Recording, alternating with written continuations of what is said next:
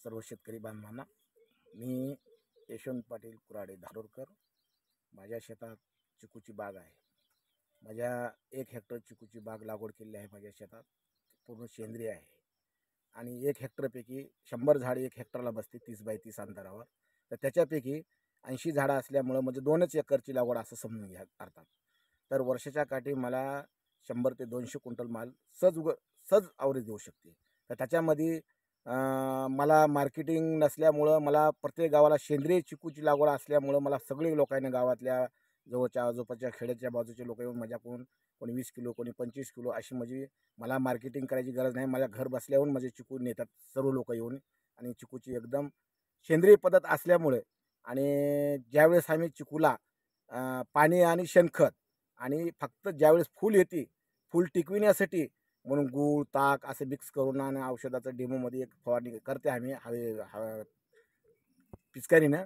आणि त्याच्यानंतर आम्ही काहीच करू शकणार, फक्त पाणी तेवढं देऊ शकत्या.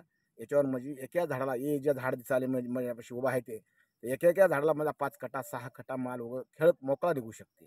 तर अशा पद्धतीची मी लागवड करतो. आणि मी फळबागा, माझं एक म्हणणं आहे सगळ्याशी, माझं उत्पन्न सरासरी 2 लाखाच्या जवळपास होऊ शकते. म्हणजे एकरी 1 लाखाचं उत्पन्न होऊ शकते.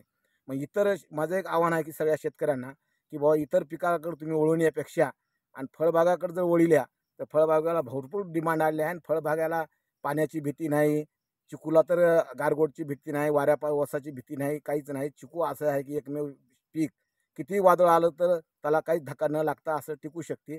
आणि त्यातल्या त्यात आज चिकू तोडायचं म्हणलं तर आपण महिन्याला सुद्धा चिकू तोडू शकतो. एक नासकी तीच नाही कांद्यासारखी आपली, पण तू चिकूमध्ये लागवड केल्यानं माझा एक अनुभव म्हणजे 2006 मध्ये मी लागवड केलतो.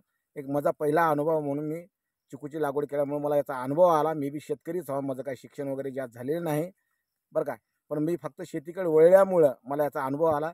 आता यावर्षी मी 1 हेक्टर आंबा आणि 1 हेक्टर नारळ हे लागवड करण्यासाठी मी तयार झालो.